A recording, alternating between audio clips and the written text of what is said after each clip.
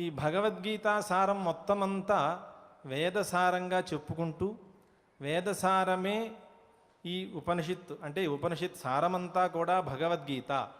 ఈ సారాన్నే శ్రీకృష్ణ పరమాత్మ ఉపదేశించినది. కాబట్టి దీని యందు సాక్షాత్తు వేదమయందు ఎంత ప్రమాణం ఉన్నదో ఈ పరమాత్మ ఉద్బోధన చేసినటువంటి ఈ భగవద్గీత ఎందు కూడా అదే ప్రమాణబుద్ధి ఉండాలి.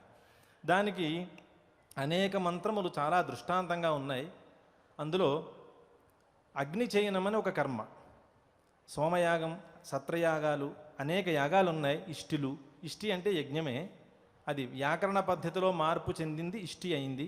ఇష్టి అంటే యజ్ఞం. అలాగే సోమయాగం 5 రోజులు అనుష్ఠించేటువంటి సోమయాగం, సోమద్రవ్యక యాగం. అలాగే అగ్నిచయనం. అగ్నిచయనం అనేది కర్మ. ఇది ఇష్టకలను పేర్చి, అంటే ఇష్టకలంటే ఇటికలను సహస్రంచిన్వీత ప్రథమంచిన్వానహ అని మొట్టమొదట 1000 ఇష్టకలు, అంటే ఒక్కొక్క పేర్చడం మాట, ఇష్టకలను పేర్చి ఆ మధ్యలో అగ్ని స్థాపన చేసి అవిచ్ఛిన్నంగా అనుష్ఠించేటువంటి కర్మ. దాని పేరు అగ్నిచయనం అని పేరు. ఆ కర్మ చాలా బహుళమైనటువంటి మంత్రాలతోటి, అనేక ద్రవ్యములతోటి అనేక రోజులు అనుష్ఠించేటువంటి కర్మ. అందులో సమస్త వేదంలో చెప్పబడినటువంటి అనేక మంత్రములు అందులో వినియోగింపబడ్డాయి. ఆ మంత్రములు మనం ఒకసారి పరిశీలన చేసినట్లయితే, అంటే భగవద్గీతకి దీనికి ఏమి సంబంధం ఉన్నది? పరమాత్మని ఉద్బోధన చేసేటటువంటి ఈ భగవద్గీత వేదసారముగా ఎలా వర్ణింపబడుతూ ఉన్నది? అదే మనం విశ్వరూపాన్ని మనం చెప్పుకుని ఉన్నాం. ఏకాదశాధ్యాయం అంతా కూడా పరమాత్మ విశ్వరూపాన్ని చూపించాడు ఆయన. ఆ పరమాత్మ విశ్వరూపం వేదంలో ఎక్కడ ప్రతిపాదింపబడింది? వేదంలో లేని అంశం పరమాత్మ చెప్పడు కాబట్టి ఆ అంశం ఎక్కడ ప్రతిపాదింపబడింది అనేది మనం ఒకసారి చూసినట్లయితే, ఇందులో ఈ అగ్నిచయనం అనే కర్మలో ఒక వైశ్వకర్మణ హోమాలని కొన్ని హోమాలు ఉన్నాయి. ఆ హోమాల్లో ఇవంతా కూడా విశ్వరూపాధ్యాయంలో ఎన్ని శ్లోకాలు అయితే ఉన్నాయో 55 శ్లోకాలు ఉన్నాయి. ఆ శ్లోకంలో ఉన్నటువంటి అర్థం ఏదైతే ఉందో ఆ అర్థమంతా కూడా ఈ అనువాకంలో చెప్పిన మంత్రార్థమే ఆయన ఉపదేశం చేశాడు. ఈ అనువాకం అంతా కూడా విశ్వరూప దర్శన యోగంగా మనం భావన చేయొచ్చు. ఇంచేదంటే అక్కడ చెప్పినటువంటి విషయాలన్నీ అవే కాబట్టి ఆ రూపంలో మనం ఒకసారి ఈ మంత్రాన్ని పరిశీలించినట్లయితే, ఇవి వైశ్వకర్మణ హోమములని పేరు వీటికి. దీనికి ఒక సృక్కులో ఆజ్యాన్ని గ్రహించి హోమం చేస్తాడు అధ్వర్యుడు. ఆ హోమం చేసే ముందు ఏ మంత్రం చెప్పి హోమం చేస్తాడు అనేది ఒకసారి మనం పరిశీలన చేసినట్లయితే, ఇమా విశ్వాభువనాని జుహ్వదృశిర్హోతాని శసాదా పితానః స ఆశిషాద్రవిణమిచ్చమానః పరమచ్చదోవర ఆవివేశ ఇమా విశ్వాభువనాని జుహ్వత్. యహ విశ్వకర్త, యశబ్దానికి అర్థం విశ్వకర్త. అలాగే విశ్వకర్మ అంటే విశ్వాని సర్వాణి కర్మాణి యస్య సహా విశ్వకర్మ. ఏవిడి విశ్వకర్మలు అంటే సృష్టి స్థితి లయాదులు 3 కూడా ఇన్ని కర్మలే. కాబట్టి ఇన్ని కర్మలు చేసేటటువంటి పరమాత్మ ఎవరు అంటే విశ్వకర్త అని పేరు. ఇమా విశ్వకర్త పరమేశ్వర. ఇమా విశ్వాభువనాని అంటే సమస్తమైనటువంటి భువనములను లోకములను కూడా జుహ్వత్. ఇక్కడ జుహ్వత్ అనే శబ్దానికి అర్థం ఏమిటంటే ప్రళయకాలే పృథివ్యాదీన్ లోకాన్ సర్వాన్ లోకాన్ స్వాత్మని ఆహుతి ప్రక్షేపవత్ సంహరన్ అని ఇచ్చారు. విశ్వాభువనాని జుహ్వత్, ఈ సర్వలోకములను ఆయనలో లయం చేసుకుంటున్నాడు ఆయన.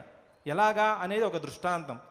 జుహ్వత్ ఆహుతి ప్రక్షేపవత్ అంటే మనం హోమం చేసేటప్పుడు ఎట్లా అయితే చేస్తామో, అంటే మనం హోమం చేసేటప్పుడు ఏ దేవతకి ఏ ద్రవ్యాన్ని ఇస్తామో ఆ దేవతకి ఇచ్చే ద్రవ్యాన్ని మన సృక్కులో, అంటే మనం ఆహుతి ఇచ్చే సాధనం ఏదైతే ఉన్నదో ఆ సాధన నిండా పూర్ణం చేసి అది మనం అగ్నిలో సమర్పిస్తాం.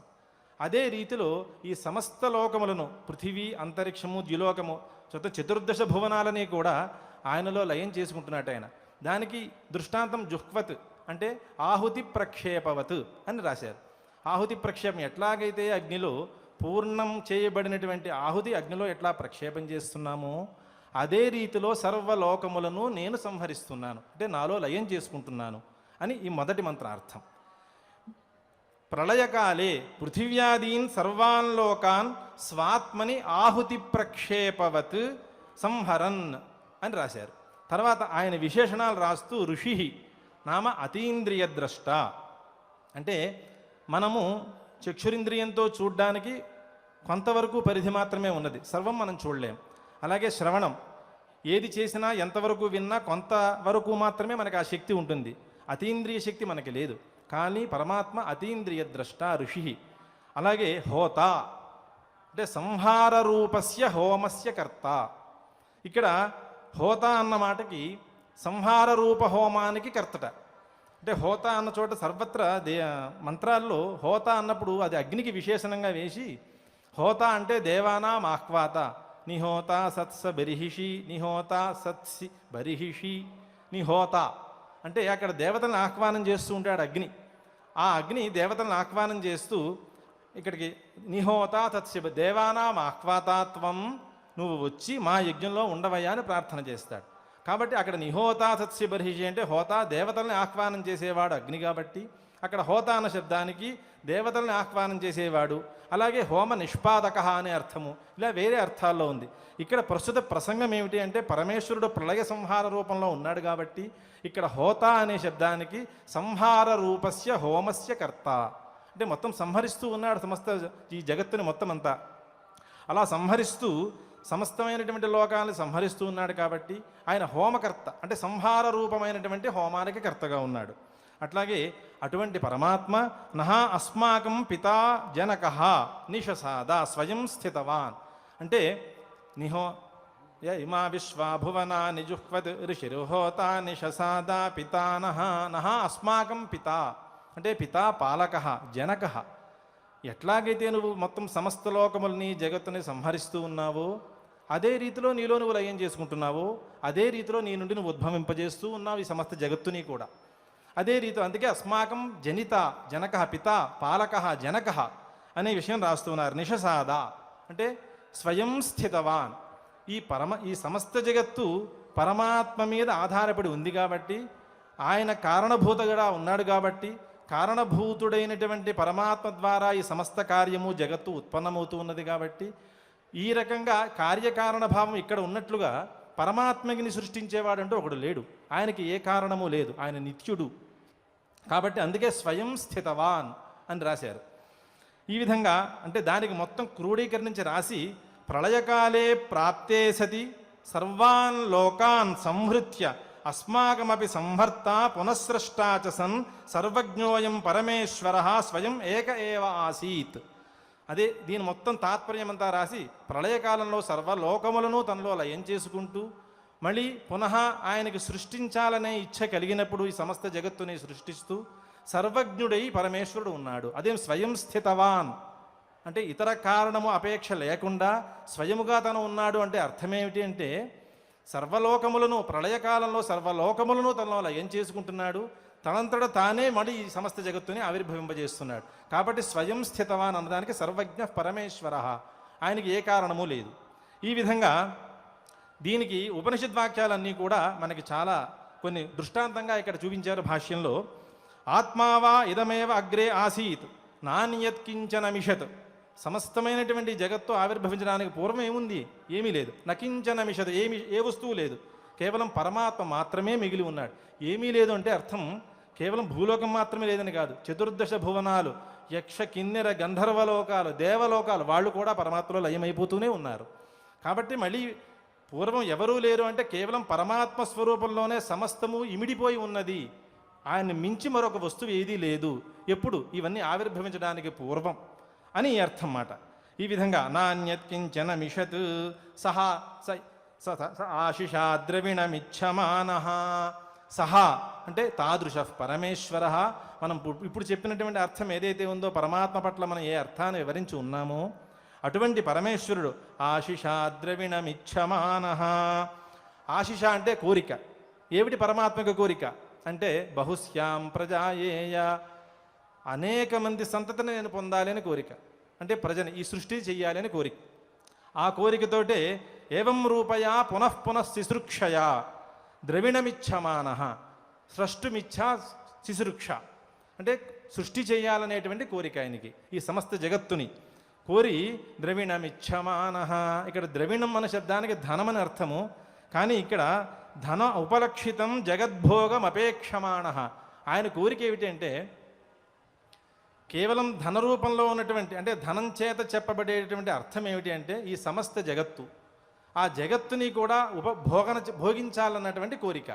ఏమిటి జగత్తుని భోగించడం అంటే, ఈ సమస్త మనకు కనిపిస్తున్నటువంటి చరాచర జగత్తు ఏదైతే ఉన్నదో, వృక్షరూపములో, సముద్ర రూపములో, నదీ రూపములో, నద రూపములో, పర్వత రూపములో, ద్విపాద్ రూపంలో, చతుష్పాద్ పశు రూపంలో, ఇలా అనంతముగా వ్యాపించి ఉన్నది కదా, దీన్ని భోగించడమే ఆయనకు కోరిక.